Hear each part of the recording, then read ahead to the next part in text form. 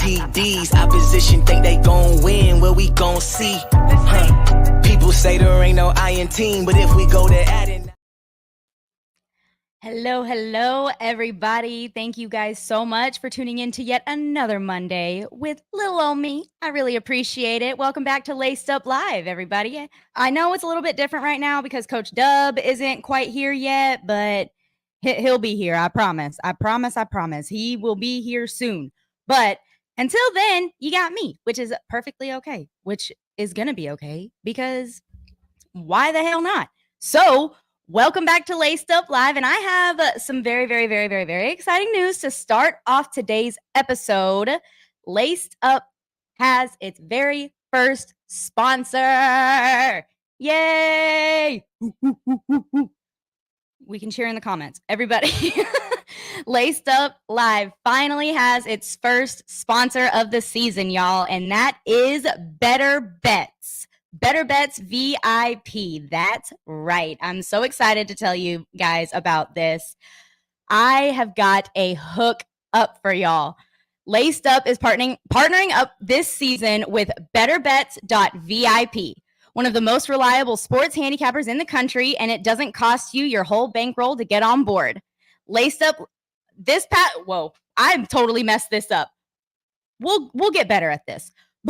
This past weekend, from Thursday through Saturday, Better Bets players scored big, winning 10.8 units in college football. So we're already playing with house money, y'all. And right now, just for LacedUp listeners, you can get every college and NFL Better Bet from now through the Super Bowl at a very special price.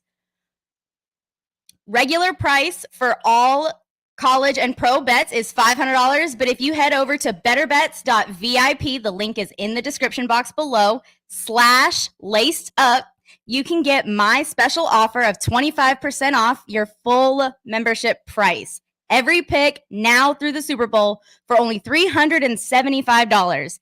That's a deal you don't want to miss out on. Make sure you go to betterbets.vip/LacedUp and get hooked up with Better Bets this season. Yay! We got through our first ad read. I really messed that up, so I apologize, but I will get much better than that. So we'll get better throughout the season. So bear with me, you guys. Yes, Billy, I am not kidding you. I'm not kidding you. 25% off Better Bets. Use code LacedUp in the description box below right now. Yeah. Let's go. How is everybody? I've had a very busy day. I've had 3 different shows today, so we've just been going. We've been going today, talking ball, talking football, and I just have so much to talk about.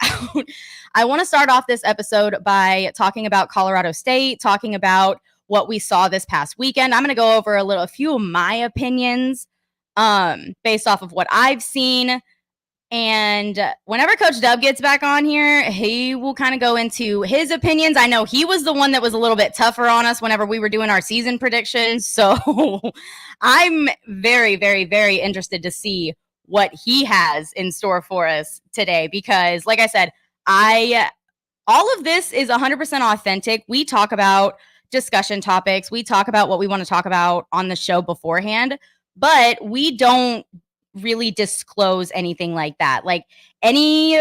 Whenever we did our season predictions and everything, all of that was 100% authentic. All of that was 100% real, true reaction. I was genuinely shocked, you guys, when Coach Dub picked us to go 8-4 on this season. So after this past Saturday, I'm very interested to see what his opinion is, because I don't know about y'all, but this past Saturday got me very excited for the season. It's the first shutout since 2004.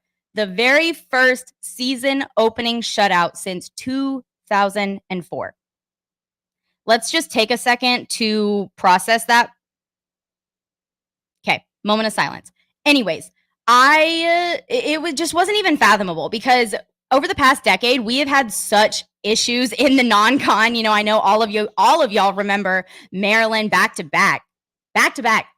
Embarrassing losses. I remember being so frustrated and so angry at season openers, and why can't we and win these games, y'all. Why can't we do this? But you know what? Saturday just made it didn't make all that worth it, but it made the past 3 years with Sark all worth it, because what they did, what they showed on Saturday, they made a statement.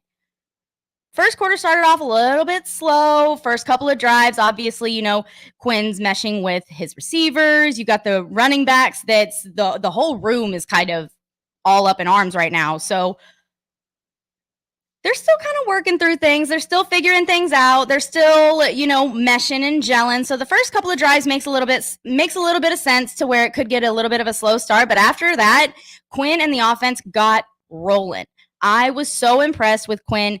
His just mental development over the past couple of seasons has been so amazing to see, in my opinion, because I really feel like he has stepped up, not only just on the field and as a player in and of itself, but he's really stepped up in that locker room and become a very, very vocal leader for Steve Sarkisian, which is something that we've really needed. We've had, Bijan Robinson and Roshan, last year. Quinn was he's very much of an even keel, not very super vocal. And so because of that, it's been very, very nice to see him really come into his own. You see him smiling. You see him laughing on the sidelines. You see him and Sark sitting there giving each other smirks. Like they talking shit. They know what's going on. They're sitting here like, we got this, y'all. Like the confidence that Quinn exudes. Exuded? Whatever. The confidence that Quinn showed on Saturday was, I really, really enjoyed seeing it. And then on top of that, you go from Quinn to freaking Arch Manning. And Arch Manning comes in and the second line doesn't even budge. The second line doesn't even miss a beat, and they just keep on rolling. And honestly, that is such a huge testament to what Sark and his entire coaching staff have worked so hard to build over the past 3 years. I was going to say 5 years. They've worked so hard to build adequate depth at all of our positions. And we saw the value of that on Saturday. We saw the value of having, I think it was like 11 different receivers recorded a catch on Saturday. Quinn was passing the ball around. Everybody was getting their opportunities to shine, and I really, really appreciated that. But that's one thing that we'll get into this a little bit more later, but that is definitely one thing that I worry about going into next week, because going into Michigan, it's going to be a very, very run heavy, very, very Sark has to know, or Sark knows exactly what he's going to be doing. Sark has game plan for this. Week 2 has been the main attraction, not main attraction, but Alabama the past 2 seasons and then Michigan this season. It's obviously very, very attractive for the game. It's obviously very, very attractive for the fan base. And it's very exciting, especially whenever we feel like we can compete on those levels. It's extremely exciting for Texas fans just in general. My brain is just going a million miles an hour because I'm just so excited. I was so happy with what we saw. We saw a team that gelled together. We saw a team that was working together, fighting for each other. They were fast. They were physical. They were all over the field defensively. I haven't seen that type of speed. When was the last time that y'all saw Texas defense flying around like that? I would like to know. Anybody want to come to the front? Because that was absolutely crazy. It was one of those things that even whenever Colorado State may, pop off a little bit of a decent run, get a little bit on the outside, there were white hats just swarming. And it was so nice to see, because from a year ago, whenever we did struggle so much in the passing game, we were a lot better on the interior of the defensive line. So it was a lot easier for us to stop the run game, but then we struggled really, really badly on the back end and ended up with a 116th ranked defense in the country to end the season last season as a top 4 team, and that's unacceptable. So I was very, very excited. I was very, very proud to see the development. I was excited to see the veteran leadership in the room. I was just excited to see so many things, y'all. I really, really was. There's so many things to be excited about. There are so many things to be happy about whenever you're talking about Texas football right now. There's a lot of buzz, there's a lot of hype, and it's completely warranted. That's the fun part, is it's completely warranted. They kicked ass on Saturday. They made a statement. And that's all I really wanted to see. I'm going to be completely honest. I wanted them to make a statement. I mentioned it on LacedUp last week. I mentioned it on Locked On. We've struggled the past 2 seasons being able to put a full 4 quarters together, whether it was a slow start and then, really amping it up in the 4th quarter, or it was, getting out to a really, really quick start and then losing a 17-point lead in the second half and then having to, win in overtime or whatever the case may be, Kansas State, Houston, whatever. And I finally feel like we were able to see a complete football game. Like I said, albeit Colorado State, I get it. I understand everybody's gripes with that. I get it. But at the same time, you had Oregon that struggled against Fresno State. Idaho, I think. I don't remember.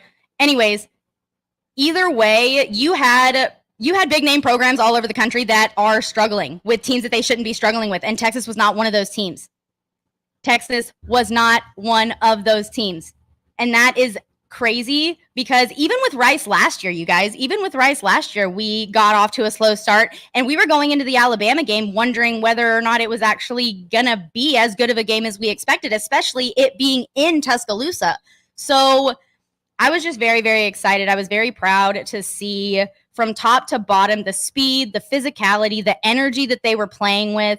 I was really proud of them. But let me know in the comments what you guys thought. I would love to hear y'all's opinions.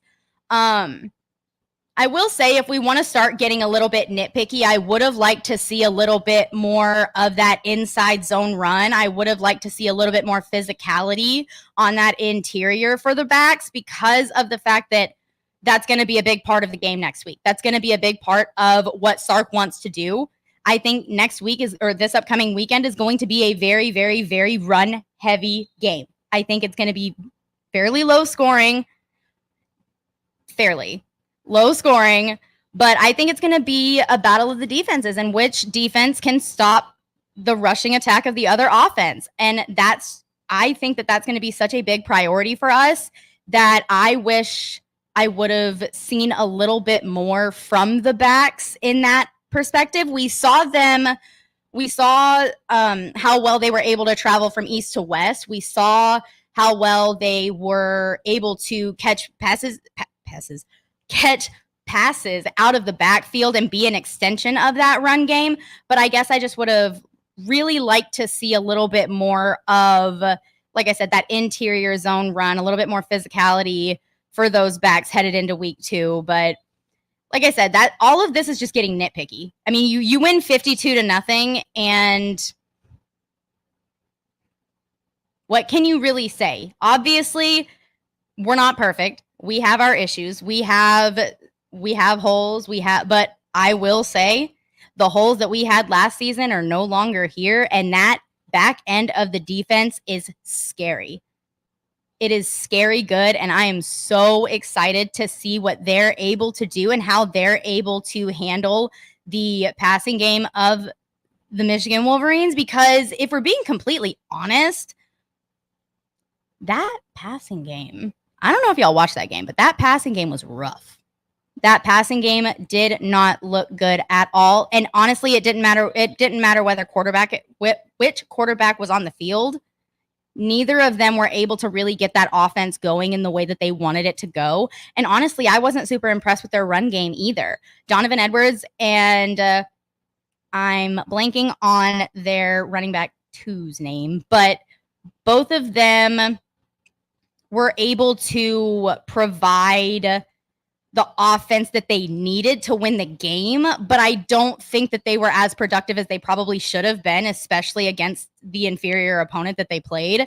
So it was just one of those things that I was really high on Texas after the Texas game, and Michigan made me have a little bit more questions about how they're going to handle situations, how they're going to handle how fast we are on the back end, how fast, like, there are so many more questions after Saturday that I feel a lot more confident. I'm gonna be real honest. I feel a little bit more confident going into Saturday after seeing not only the way that Sark had the team ready and had the team prepped for game one, but also just in general. They were together. They had their shit together, y'all. And that's like, when was the last time we were able to say that? I'm genuinely curious. When was the last time we were able to say that we had a season opener where we played a full, complete football game from beginning to end? From beginning to end. I honestly, I can't remember. I honestly cannot remember the last time that that's happened. So I was very, very pleased. I was very excited to see what Sark and everybody were able to put together and what they were able to work with, especially consider I know I mentioned a little bit that I would like to have seen the running backs with that interior run a little bit more, but I was very impressed considering the fact that, you know, you lose your running back one and a very important depth piece in that room, and they were still very productive, over 200 yards rushing on, like, they were very productive. There was no, like I said, all of this is still getting very, very nitpicky. We're not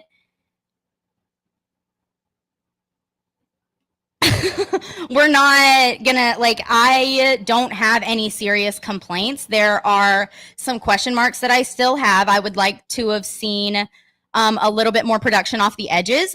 We heard a lot throughout spring ball and throughout fall camp about the edge room and how much that edge pressure was going to be increased this upcoming season.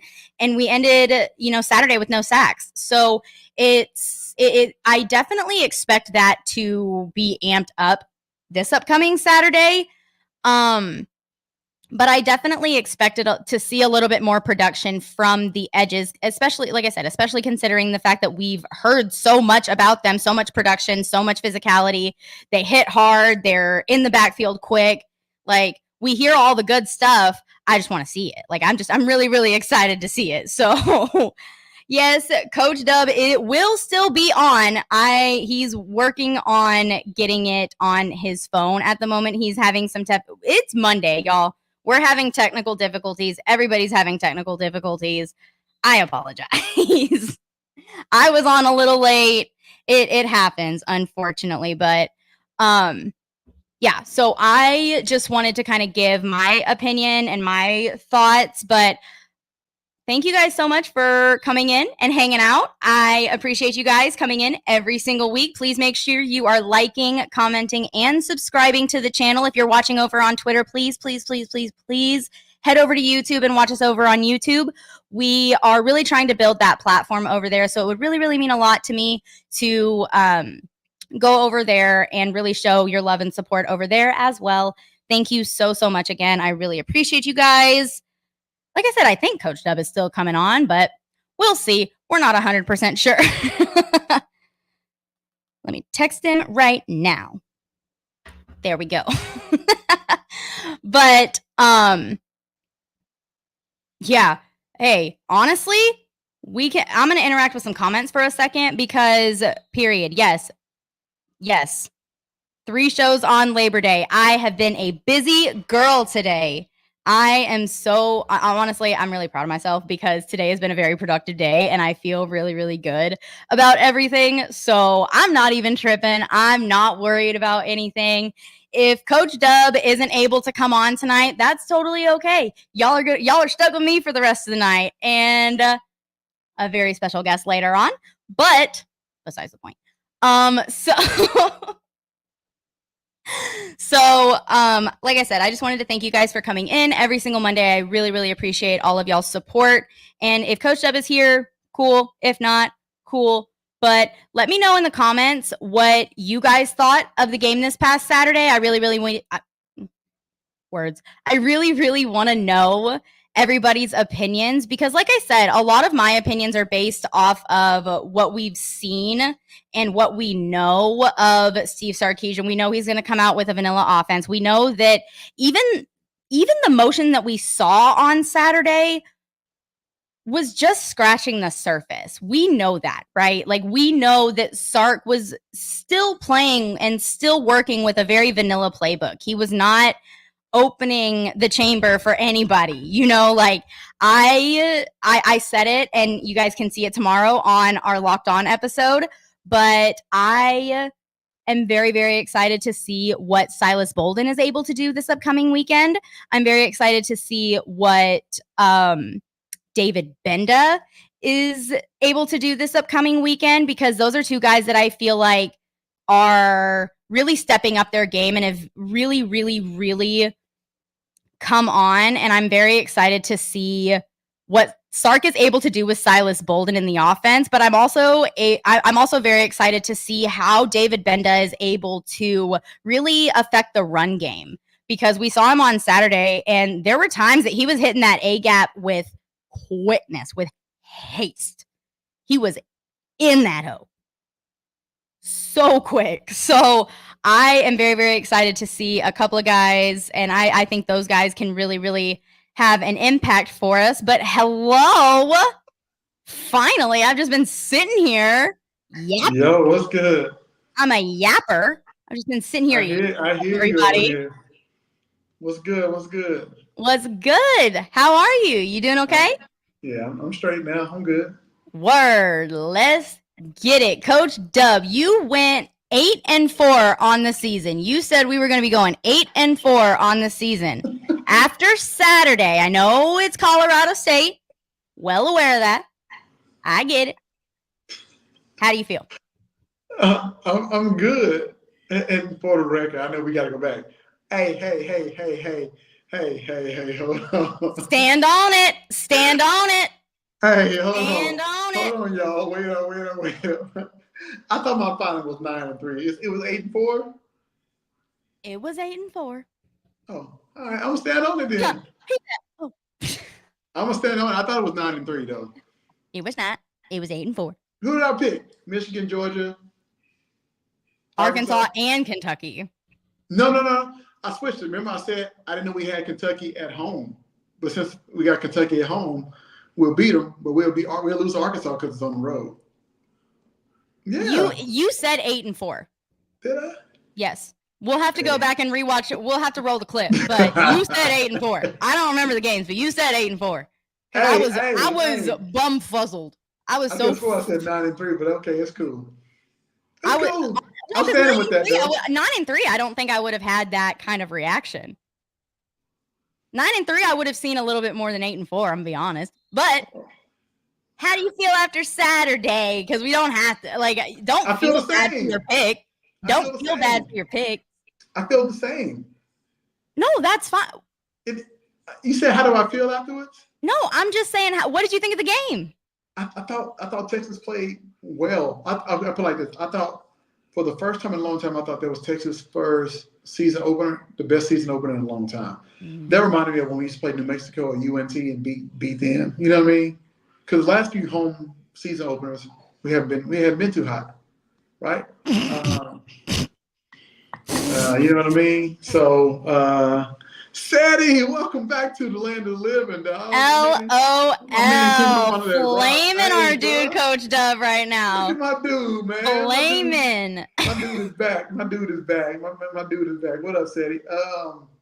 But no, I mean, I thought that was the best season opener we had in a long time. Like, that took me back to early 2000s teams where we used to blow people out and look really, really good. Because believe it or not, I don't care how talented you are or how talented your players are, to come out and actually execute versus an opponent for the first time playing somebody. Because scrimmages, all that's controlled, right? But playing an opponent is different. So kind of be on the same page versus opponent. I don't care who it's against. It's really about you executing in game one. I thought Texas looked good doing that. So. Yeah. Yeah. That's what I thought about game one. That was such a quick little synopsis. I appreciate that. Yeah. Who were you impressed with? Were you impressed with anybody? Was there anybody that kind of stood out to you that you were like, okay, I see you? No. I thought everybody lived up to expectations. If that because most people surprised by Blue and Wiseman. I'm not. I did a film breakdown on both of them that they're good. You know what I mean? So I think for me, no. I thought Matthew Golden was really good. Yeah. He showed out. Yeah. I think Bond's good. Cook is good. Yeah. So no, like there and ain't too many people in Gunnar Helm's club. But you've been in his corner from day one. Man, Gunnar Helm is my dude. Best overall tight end, even last year, straight up. Better than JT Sanders. I ain't stutter. So I didn't stutter. I love Gunnar Helm. Thought the offensive line did well. I predict all those guys are good. Pretty much I got what I thought I would see from a talented team. You know what I mean? So surprised. I tell you what I was surprised about: the defensive backs and linebackers communicating. Mm-hmm. Because that's been my gripe all season. Yep. For the last 2 or 3 years, we don't communicate in the back end. We just line up. Line up and we play the coverage. But to see guys no, you got him turning around and talking, making sure that they were communicating. Man, I almost got to my knees and said thank you. Like Chris Rock, whenever in Rush Hour when all the money's falling, he's like, "Thank you, God." Exactly. Thank you, God. I'm not surprised that Taft complained. If you look at I did a video breakdown on Michael Taft too. And said Michael Taft is one of the most reliable players, and he has the highest IQ. I'm a Michael Taft fan because I think he just gets the job done. Is he athletic? As most people know, but he plays hard. He's smart. How you make up for not being athletic? Kind of know what everybody's going to do before they do. You know what I mean? So I'm a Michael Taft. Michael Taft is one of those guys that's always been in the right place at the right time. He's always in the right place at the right time to make the play that needs to happen. So I'm with you right there. I'm with you right there. I love me some Mookie Taft. Mike Taft. No, they call him Mookie. That's his nickname. They call him Mookie. Oh, man. Stark called him Mookie. So he got a buzz cut now. He Mookie. His name was Mookie last season. They called him Mookie last season. Oh, you got me. See, I didn't even know all that. But yeah, I thought everybody performed the way I thought they would. I thought that I've said up all season that I think Texas. Yeah, we got our friend Nino. What's up, Nick? Yeah, I thought what's up? I thought that the second and third team guys performed well, but I said Texas has quality depth. Like they got starters and second string guys. You know what I mean? Which is rare, and so that's cool. It was good to see those guys get in and perform too. So, and like I said, I don't care who the opponent was because it's all about you and how you execute. It can be, you know what I'm saying?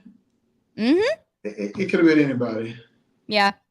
Well, and the thing is it doesn't matter who it was. We were hitting hard no matter who it was. Like, right. We were running through tackles. We were pancaking dudes. We were intercepting balls. I felt like we looked like a well-oiled machine. I mean, yeah, I still got some concerns with the interior defensive line though. Yeah, I mentioned that earlier. A team that maybe got offensive linemen 250, 60 pounds shouldn't be running for 100 yards on you. Yep. If I'm going to keep it a buck, keep it 100. I completely agree. A team that runs the air raid don't run the ball. But for some odd reason, I'm going to try to run the ball against Texas. Yeah. That says a lot. You know what I mean? And they got over 100 yards. Yeah. And I was expecting to see. Well, and that's against a team that was one of, if not the worst rushing team in the entire nation last season. Like that is a very, very, very bad rushing team. Like it is. That was concerning. That was something that I kind of like. And so I didn't think, love that. That was most concerning to me. And I'm not talking about the yards they got. I'm talking about just like the schematics of it all. I saw guys kind of getting out of gaps though when they ran, and so I don't need you getting out of gaps come Saturday. Yeah. You know what I'm saying? I was thinking about Michigan game the whole time watching that. I didn't care about Colorado. Same. A lot of it. So I'm looking for little things of what we're gonna face against Michigan, right? And so, Yeah, I didn't like some of them. Just schematic fits. Yeah. I get that. I'm gonna give a shout out real quick to my mom and dad. They're sitting here commenting in the chat right now, so I appreciate mom and dad watching. Love you guys. Hey, GP people, I love my grandparent people, yo. Oh, GP. Oh, GP. Hey. You know what I'm saying? I love my grandparent people. What's up? Yeah, team speed has been so drastically increased. Yes. That was one of the things that I noticed, is that especially defensively is where I noticed it. I got a question. I know they were flying around to the ball, but they flew around to the ball like game 1 last year too. I didn't see the increase of team speed. I saw adrenaline pumping, people just flying to the ball. But it's the same dudes. Did Taft get faster? I don't think it's necessarily that individuals got faster. You added people to the room that brought speed in. Where? No, it's a serious question. That's like Tonino and everybody. Because everybody who's there played. Makuba's not that fast. I say this. Torrey Houghton got behind all of them. And he ain't that fast. Just Huckley, it was an underthrow. Because that was a touchdown. If I'm keeping it real, so I felt like I thought they played with more energy and more hustle and more heart.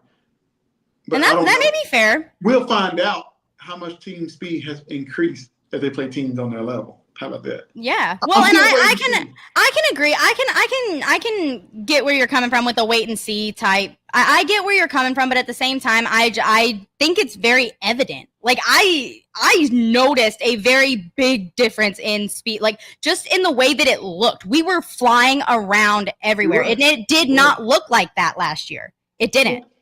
In the beginning, it did, but as the season goes on, but not like I disagree. I don't think it ever looked that good. I don't think it ever looked that good last season. I don't know. I thought early on we were fast. I think when people start game planning you're not sure what people are doing, you don't move as fast. Yeah. I think that's the key, because you know what I mean. Like if we get that defense every single week, like say look out. You know what I mean? Yeah. No, absolutely. I hope so. I pray we do. Yeah. I pray we do. Right. No, that's false. Maybe not. I love you though.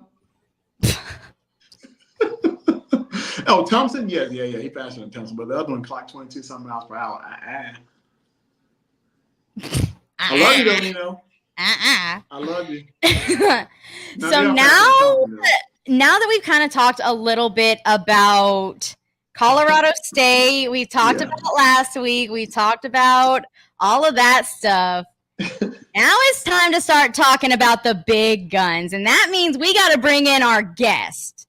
So I'm so excited to introduce to y'all one of it's actually a crazy story. We'll get into it in a second, but former Michigan running back, also was a running back at USC, Ty Isaac is joining the show with us tonight. What's up, Ty? How are you? I'm good. How are you? I'm good. I'm just so excited to have you on the show. I know I wanted to kind of I have a little story. I don't know if you remember this, but went back in do you already know what I'm going to say? I'm not sure, so I'm as intrigued as everyone else. So to preface this, our dads grew up together. So our dads have been best friends since they were kids. And so that's how we know each other. But there was a time in 2013 whenever I had just gotten my acceptance letter. I was going to Texas. We were headed up to Illinois to go hang out with family. I don't remember exactly what for, but we were going up there, and my dad wanted to hang out with Ty's dad, and we go over there, and Ty is sitting there in a Texas Longhorn shirt. Ty is sitting there on the couch in a Texas Longhorn shirt, and I was sitting there and I said, where am I at? Am I in Texas or am I in Illinois? What is going on? So tell us a little bit about your history with Texas, because you obviously had a shirt. So where'd that come from? I honestly, I couldn't even tell you. Actually, it's actually crazy. I don't know where I got that shirt, and I don't know who gave it to me, because I can remember when Texas beat SC in the national championship. I was sick. That one hurt. So that is a good question. I don't know where that shirt came from or why I was wearing it, but maybe it was hospitality. I'm not sure. You know what? It just happenstance. You were just Right. trying to be real nice. You were trying to bring the Southern hospitality up north because That's what I'm thinking. That's what it had to be. people up there can be kind of savage. So I'm I'm a little nervous. How are you? Have you really followed a lot of Michigan recently? Have you followed a lot of what's been going on? How have you been feeling? What's been going on with you? I mean, it's hard not to, especially after last season. But I mean, I think week one is always the hardest to kind of gauge, just because if Texas play, I didn't watch the game. If Texas played really well, you know that they should get significantly better in week two. That's always going to be the biggest difference or improvement. It's just from week one to week two. Um, I think watching Michigan was it yesterday? Saturday. It has been a long weekend. It's tough, right? Because you got what, 3 or 4, maybe 5 returning starters. A national championship level team, obviously last year, probably ranks pretty highly, and at least in the past 10 years, national champions. So it's like I didn't watch them even wanting to see that. That wasn't my expectation. Just because that's steep, right? What can you expect with new head coach? Probably some different philosophies as far as coordinators, different players. It's a turning of a chapter. It's a new regime. So I think, and also too, it's like we hear Fresno State, but they had a decent amount of returning starters. I think they won 9 games last year. At one point, they were in the top 25. So it's like, Bingo. I thought that it was a little bit. It wasn't a cakewalk, right? Those were some seasoned guys who played some good football. I mean, obviously, when you sit back and you hear Michigan, Fresno State, I would like to see 52-0 as well. But I mean, Texas is a huge opponent. If I were a betting man, I would say that was only a couple pages into the playbook. Let's show as little as possible, knowing that we've got a Bear coming up next week. So I think that you really just have to judge what you saw. How much of everything you saw is going to be the question. I think that probably went on both sides. I'm positive Texas was not, deep into their playbook on either side. I think it'll be interesting. I think that obviously there's going to be a lot of eyes on this game because there will be a lot of implications for both teams, I think, moving forward. But if I'm being honest, I think that both programs right now are probably in a different stage. Just maybe outside in perspective, you guys would know better about Texas than I would, but am I looking to see a repeat? Of course, I'd like to win every national championship as an alumni, but what's a realistic expectation for this next game for us, I guess, is a question. And that's fair. That's fair. Coach Dub, what were you going to say? I'm just saying I love that, and I agree with him. A lot of people don't know who. A lot of fans just see Fresno State and they see the logo, right? But they don't know who their starting receivers are. They were at previous Power 4 programs, right? And what they did last year, they were tough in the Mountain West Conference. That quarterback, I think he threw for almost 4,000 yards last year. Anybody know Jed Teffer, their head coach? Well, he just retired, but they got the same system. He was at Cal. He had Deshaun Jackson and all those guys balling. You know what I'm saying? Everywhere he's been, he's balled out. He had Aaron Rodgers. You know what I'm saying? He's developed Devontae Adams. So I was going to ask if he was there when Derek Carr and Devontae Adams were playing in my freshman year bowl game. Yeah. I know he just retired due to health reasons, but the same system is there. So to see Fresno State, don't look at the logo. They got ballers over there. Just take time to actually Google before looking at the logo. I think a lot of fans get caught up in that because they got some ballers over there. Trust me, I coached against them last year. So, yeah. Yeah, straight up. They could definitely play. No, and that's fair. That's totally fair. I guess it's just one of those things, like y'all, like both of y'all said, it's week one. You have to really kind of take it with a grain of salt. Neither of the programs are opening the full playbook right before a big time game like that. So like obviously both game plans are going to be very vanilla, and it just was what it was. I was impressed with Texas just because we ain't looked like that in I don't know how long on a season opener. Since 2004, actually. I do know how long. That does make a difference, though. Yeah. I think Coach would agree, too. if you can come out the first game and we don't have as much to patch up, and it's always so hard coming out of fall camp because you never know what's too little and what's too much. I've come out of some fall camps where it's like, man, I feel like we're already in week 6. I'm dead. Yeah, I know everything in the playbook, but man, I'm tired. And there's other times where we've come out like 2016. I feel like it was perfect. Were just fresh enough. We had just practiced hard enough. We were ready to go. So, I mean, not being a coach, I don't know necessarily what the perfect formula for that is. But, you know, if you come out first game, you got high energy early, you score, you play offense, defense well, that's usually a good sign. Just from the people I talked to within our program, everybody felt confident about the fall camp, felt like we did a good job. You know, adequate amount of rest time compared to work. And again, like I said, I keep looking at it as week 1, right? I saw the same stuff you guys saw. The past game was not impressive. But then again, we got to go look at the games that Sharon Moore coached himself, right? Those weren't super pass heavy games. And I always said, like, I love the Penn State game, but we only loved it because it worked. So I think that there's whatever it is, there's always going to be ebbs and flows in a game and play calling and things like that. So it'll be very interesting to see because you got to have a fast start against a team like Texas. I don't think it's going to benefit us in any way to not start super fast. So I'm sure we'll see a lot of the playbook on display early. No, for sure. And like I said, I'm just really excited to see what both teams have coming because I think it's going to be a good game. It's going to be a very, very good game. Very, very, very hype environment. I know Texas fans normally travel pretty well. So I'm excited to see how much burnt orange we see in that stadium. I'm so excited to see that because I know personally a lot of people are going. So it's going to be really, really, really exciting. Texas is definitely in like your elite company as far as traveling, right? You're gonna have. I think SC travels well, national program. Texas travels well. Bama, obviously. Notre Dame's going to do it. Michigan, right? Those are the 5. Ohio State's going to do it.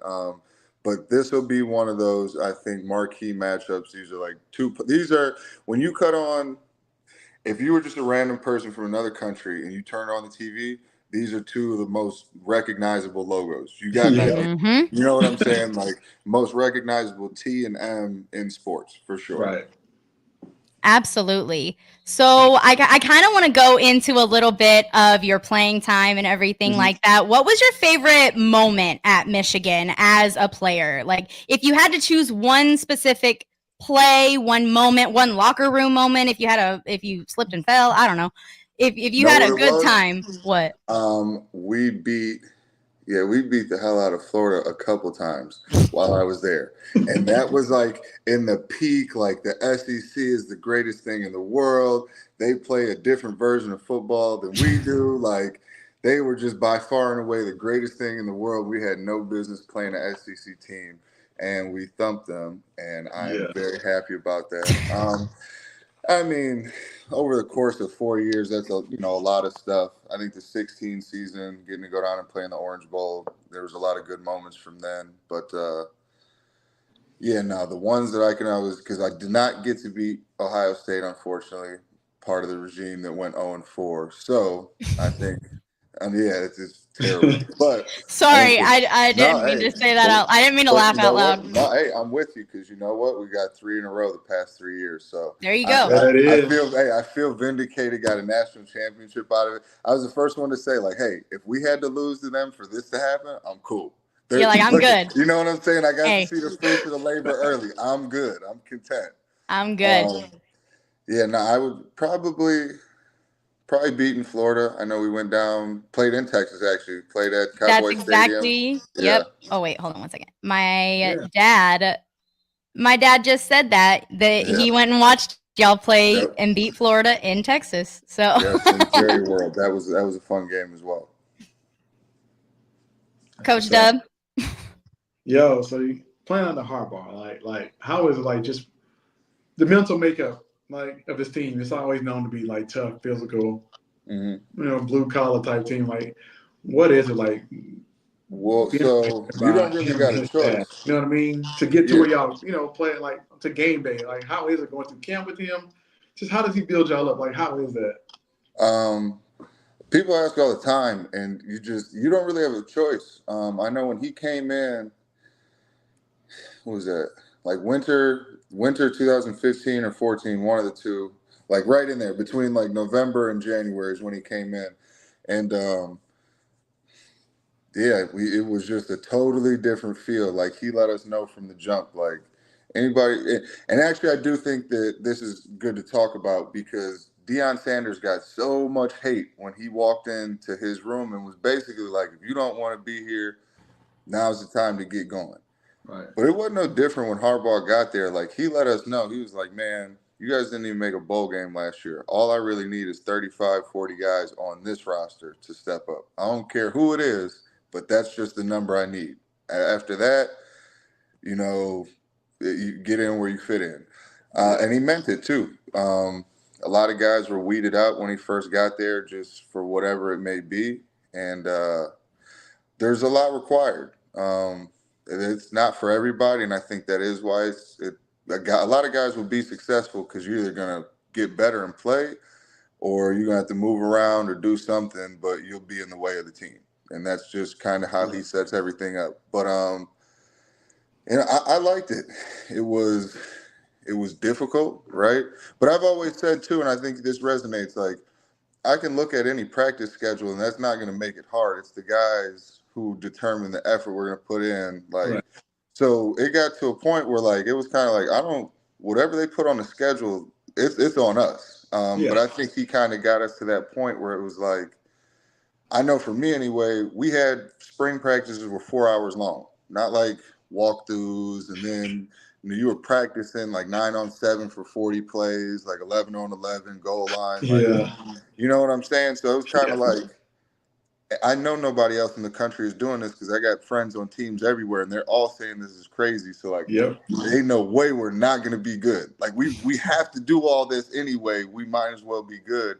And I think it just got to the point where he pushes guys and expects so much that you kind of, in my opinion, take the torch where it's like, I don't got to rely on him every day. And he kind of gets guys to become their own fire starters. So I think to me, that's going to be the biggest thing is to see because I've never met or spoke to Coach Moore. Obviously they picked who they thought was the right guy for the job. And I believe that too.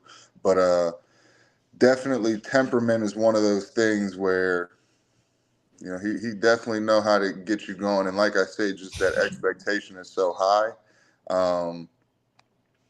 that I feel like people have to step up. But Sark to me wasn't any different, right? Because when Lane Kiffin got fired, I was still at SC when he got brought in. Mm-hmm. And he was kind of the same way. He let everybody know, like, man, I'm tired of losing the recruiting battle to UCLA.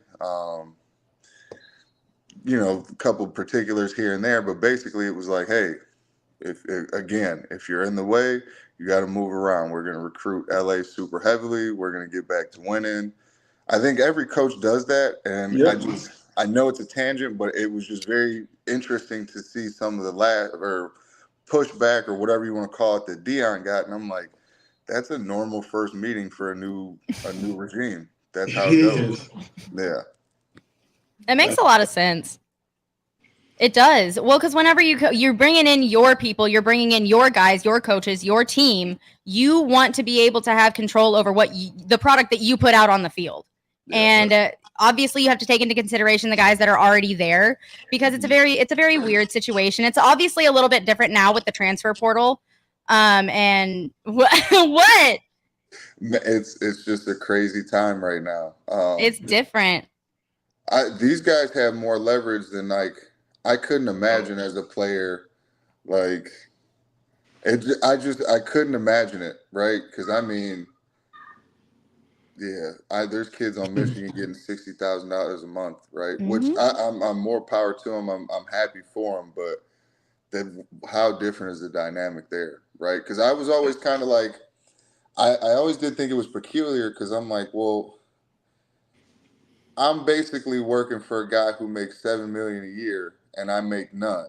Mm-hmm. I have my own expectations and my own pressures on myself, but it's like I could never feel the pressure that this guy does. And you know what I'm saying? Like, I always just thought it was kind of an interesting dynamic where it's like you got one person making all this money and everybody around you that's doing the footwork is making zero. Mm-hmm. And there's got to be some type of harmony where our effort matches yours. And Right. but I'm happy for him, right? I mean, there's no way to do anything perfect. Nobody's ever going to be happy across the board. So, yeah, no, if they're getting paid, at least make it worth it. I know some guys. I mean, I played with a dude who had pretty much a close to career-ending injury. He got to go in the league for maybe a year or two, but nothing like probably what it should have been. And you'd like to see something out of that. I know people talk, free education and this and that, but I don't know what they think tutors are like, but most of the time it was other students who like would ask me what class was about and then try and tell me. So it's kind of like I'm better off on my own. And you still got to go to class.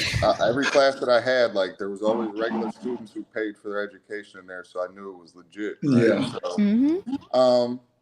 yeah, no, it's good to see some financial gain out of that for them, and like I said, just put you in a good place. Like, man, I wish I had as much leverage as a guy like Arch Manning. Like, when I wasn't playing, I meant as many plays as I had in the game is about as much as I meant to the team at that time. And now you have guys who, man, if this ain't going my way, I can pack up and go somewhere else, get some money, and play right away. Mm-hmm. And I think that it makes for better football because now that Colorado State roster might not look like it typically does, or Fresno Mm-hmm. State might not look like they typically do, Mm-hmm. where you kind of spread the wealth a little bit, I guess financially and just as far as player personnel wise. So I think it's obviously a great time to be a player. I'm waiting on some backdated NIL checks. Right? No, But, for hey, real. as soon as I saw that, Run I me was my like, money. yeah, I saw that. I was like, man, I sure would like to be a couple years Yeah, there. where We can't mine at? reclassify. Can I You get said one more Reggie's year getting for his COVID? Heisman back. Give me some money, Yeah, man. no, Like, I was calling. I said, "Can I get a year for COVID?" Man, something. Let me get back for one season. I don't even he got said, to I play. just need I just need a year of eligibility. Yeah. That's all I That's need. it. That's it. all I need. Well, because you played at a time where if you transferred, you had to sit a year. You didn't have that ability to be able to transfer and play immediately. So it's so different. And I feel like a lot of newer fans, a lot of the newer college football fans don't understand that. They don't recognize just how different it's been and just We were how happy much to get change has colored happened in the past gloves. 10 years. When I was watching college football growing up, they had the gray cutter gloves, the gray Nike. Yeah. We was Yeah. we was just happy to have colored gloves and colored socks. Exactly. So like, and I think that I missed because I know I did as far as like all the rulings and stuff what happened because I know I finished at Michigan in 17 and was still playing up until pretty much right when COVID hit. So I wasn't following a whole lot with that, right? And then just in my own pursuit of stuff, I didn't really start getting back into watching football and following it probably until 22. I mean, loosely, you'll see it in passing, but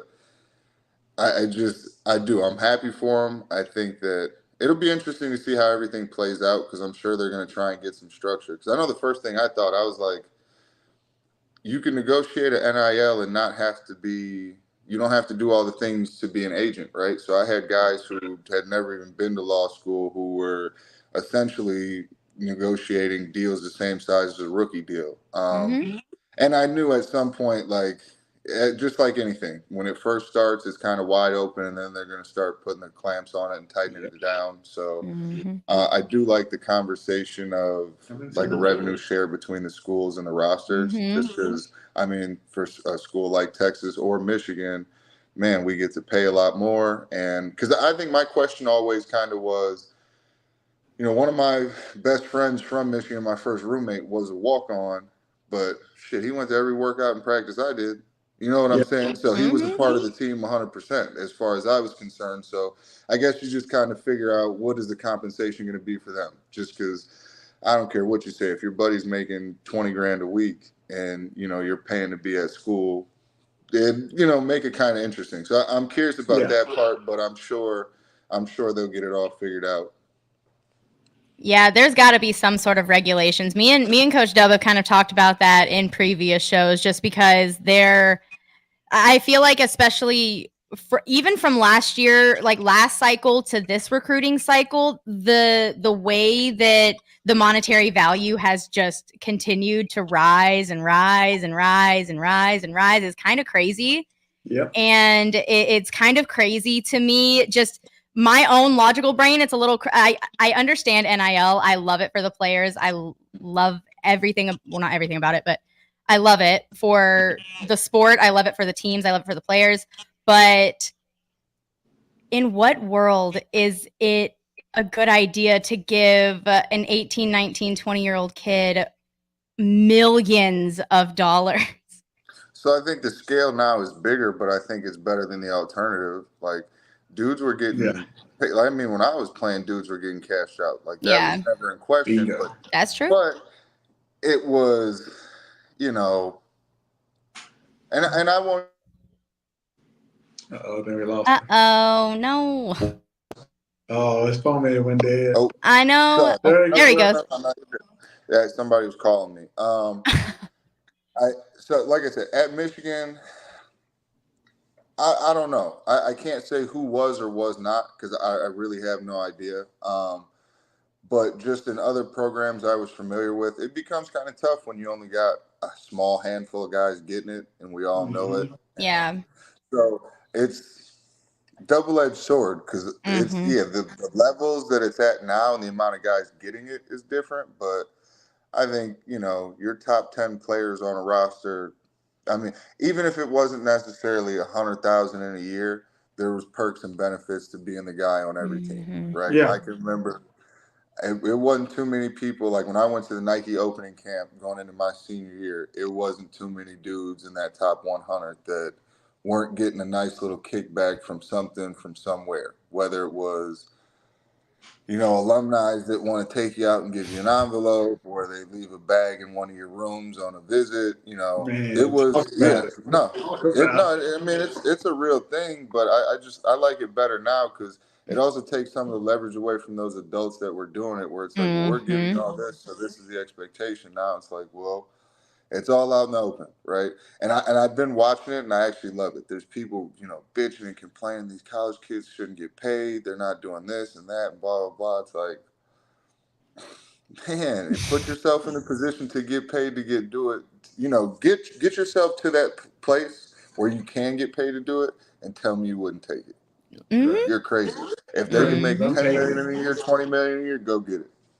Well, and it's nice too, just because it's like I played with dudes who were ballers, and it was just like, man, football isn't what I want to end all be all, but you can't beat the money. I'm not going to make money like this anywhere else. Now, it may not sound good, but there's guys who really aren't interested in playing a 15-year career and being beat up all the time. So now they get the option to, if this education is so great, let me leave with that and some money, and I should be good.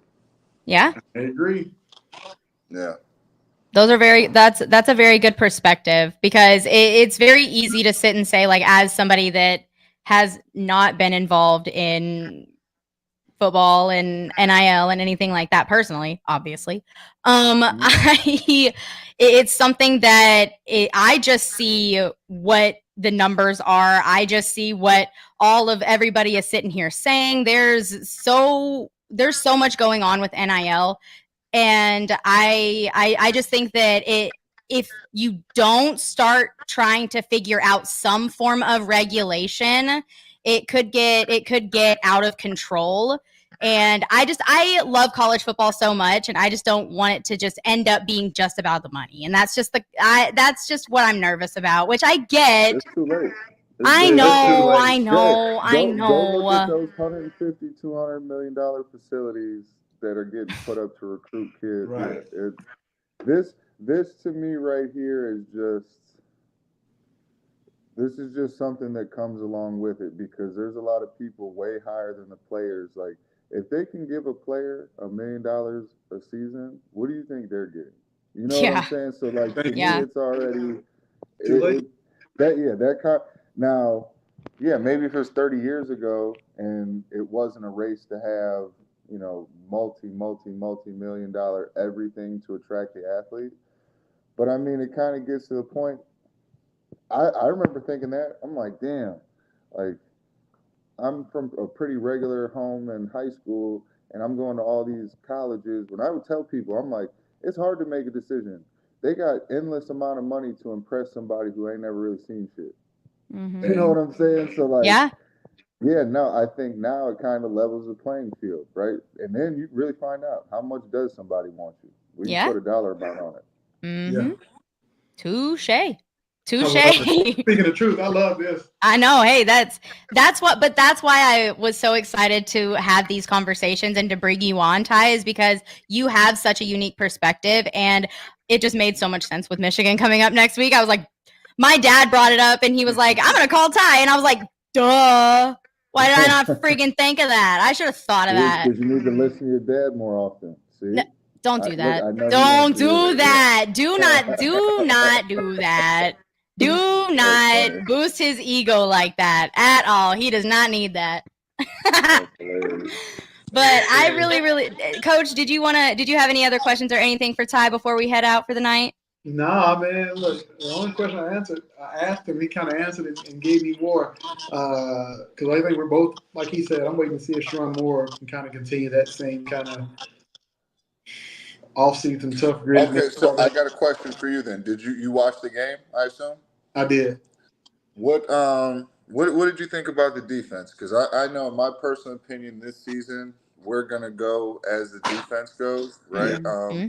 I still think they got a top 3 interior D line, which I think the last time I really focused on interior D linemen, I mean, we played Florida State in the Orange Bowl, and I mean, it felt like we were running the screen almost every play. And I just know how that will affect a playbook in the play calling. I don't know if the O-line is a strong suit of Texas, but to me, I'm more concerned about that matchup, right? Just because at this point, we're offense is going to be what it's going to be. But if we can win this game or keep it close or whatever it's going to be, it's going to be dependent on our defense. Yeah. So me watching Michigan and what they do can be comfortable. Yeah, Texas offensive line is one thing. I don't mean to cut you off. And then one thing, I just want to know if y'all have like an elite number 1 receiver, just because I know that we probably are going to travel Will John. Whoever, if there's a number 1, he's going to travel with him. So I think that's always going to be like a matchup to watch. No. Okay.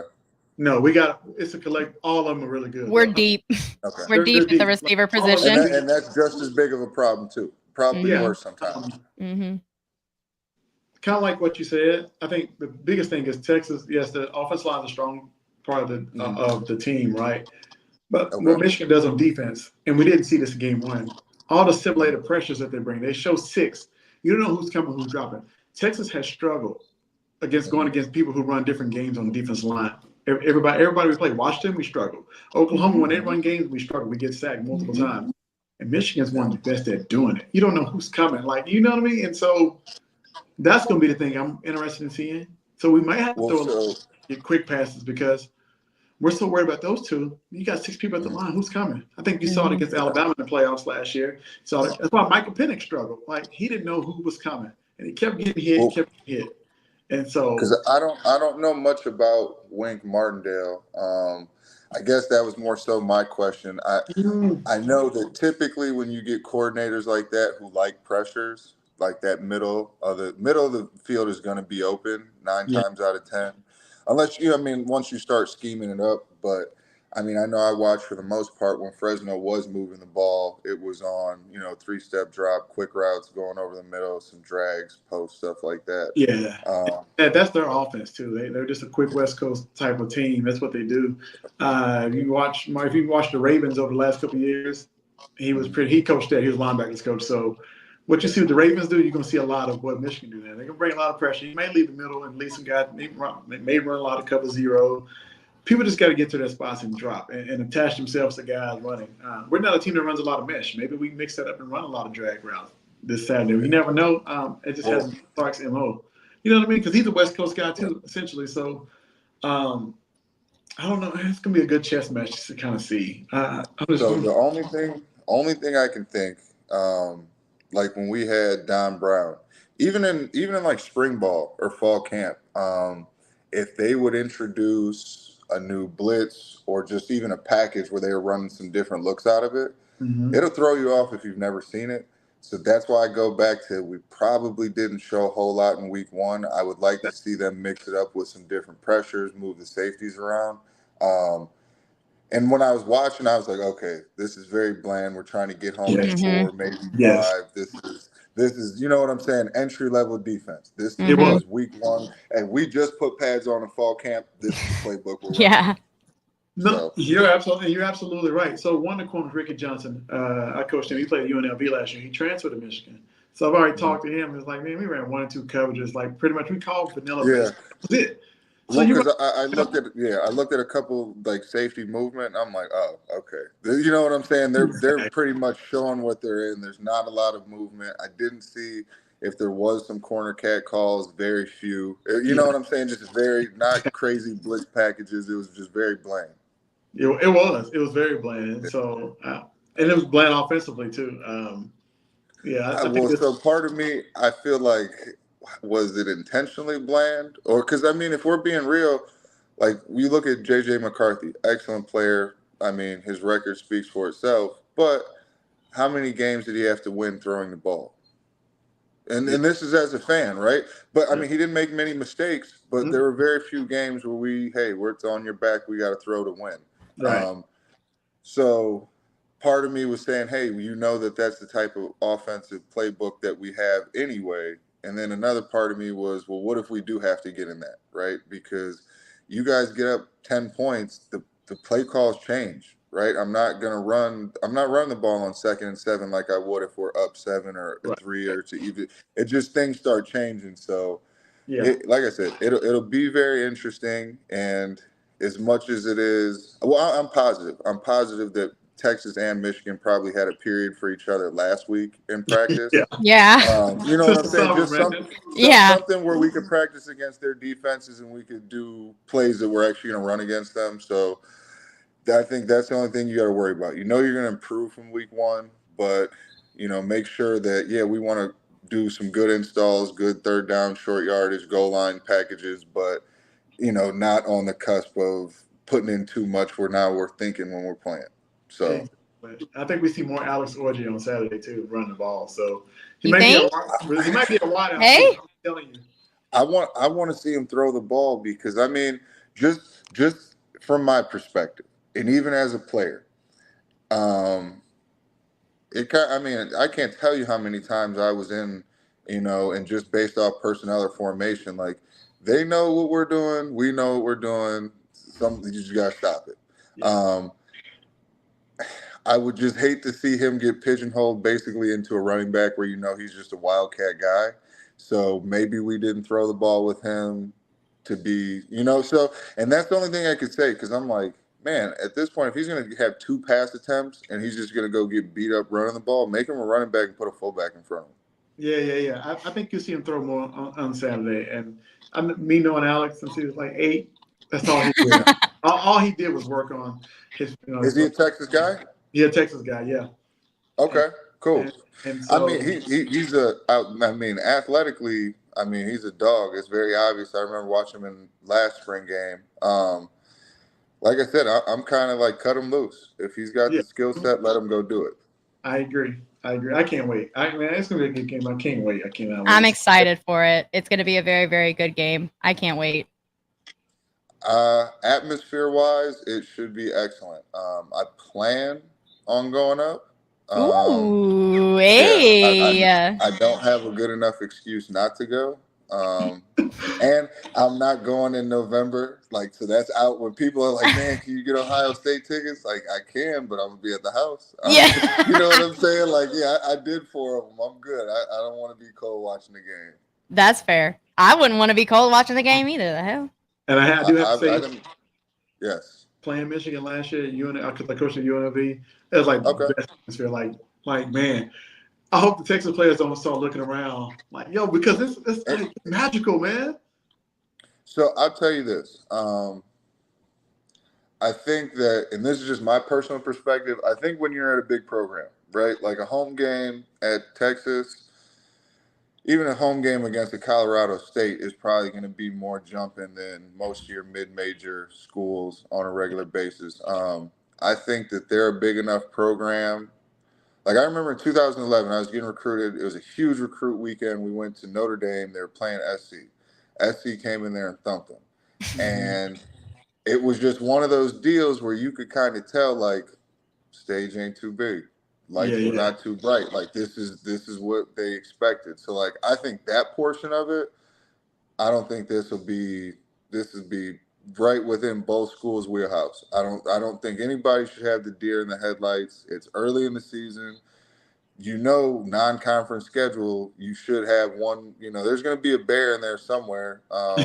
Should be. Yeah, should be. Yeah, no, it should, to me, it should be a real good game. And yeah, there wasn't a lot of returning starters, but them dudes on Michigan's roster, there's guys who have gone to the playoffs 2 years in a row, went to a natty. So it's like, I would hope we're prepared for a big regular season game early.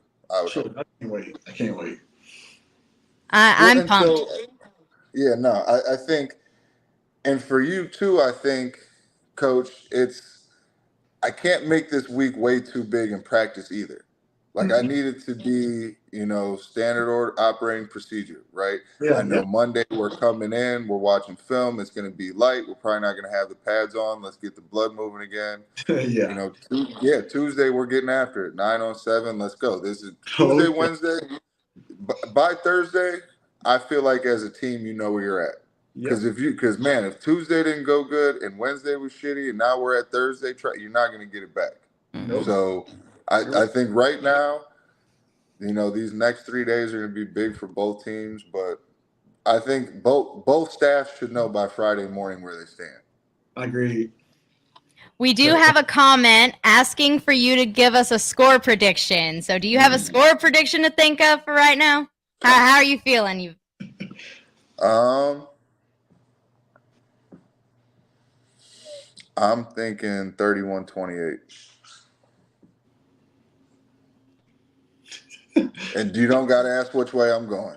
So, come on. 31, hey, honestly, that's fair. That's fair. I like it. I don't think that I think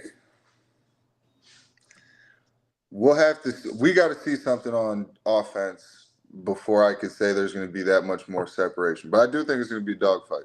I really do. I do too.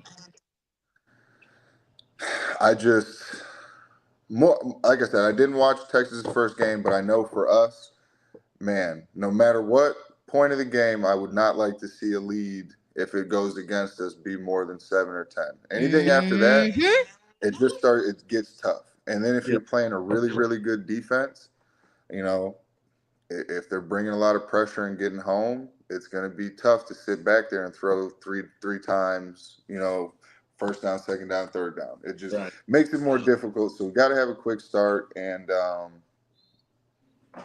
just don't get behind. It gets tough when you get. It's just tough. It is. It's especially the style of offense we've shown to run. It's not built to come from behind. Nope. No. I agree with that. Fair enough. Well, I appreciate these conversations because it helps me learn a lot. I get a different perspective. I get to learn a thing or two. And it's so cool to be able to sit here and listen to you guys go back and forth. That it was just really, really cool to be a part of it. So thank you so much, Ty, for coming on. I really appreciate having you on. I hope you enjoyed coming on. No, yeah. Thank you guys. I appreciate it.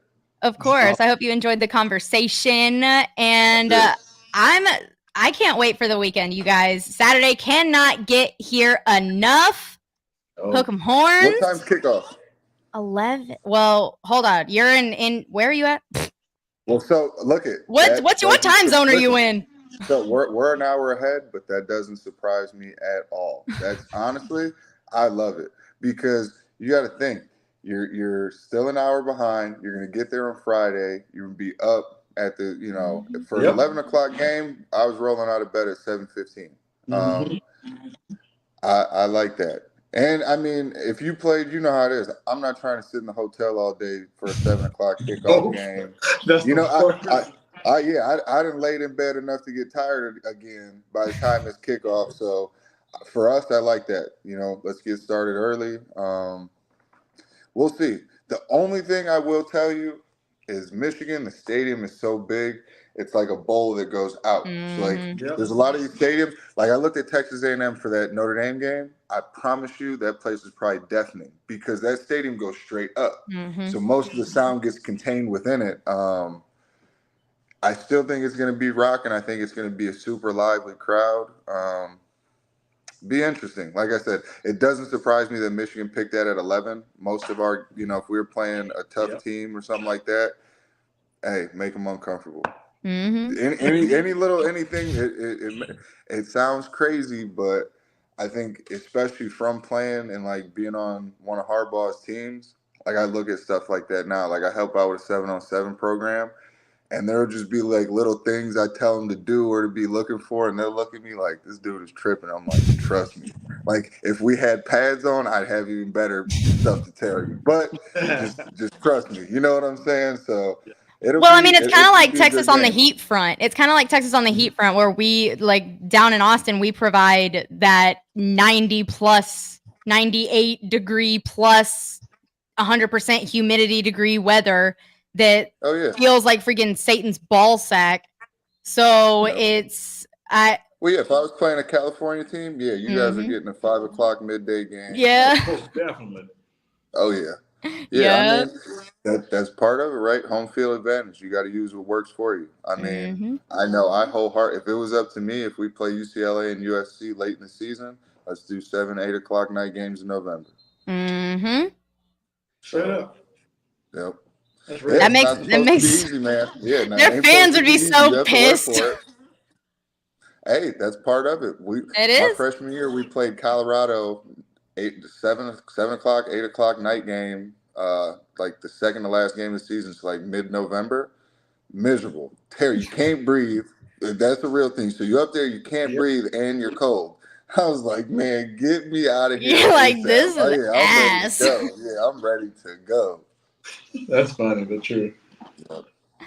I'm excited for the game. It's going to be a really, really good game. I think it's going to be a close one, and I can't wait to see what happens. So I appreciate you guys for coming in and hanging out with us. Thank you, Ty, for coming in and joining. Really appreciate you guys. Make sure you go and take advantage of that Better Bets VIP in the description box below. 20 or 25% off discount from now until the Super Bowl on all your bets. So go get it right now. That's a pretty good deal. So go get that right now. Thank y'all so much. Hook 'em horns.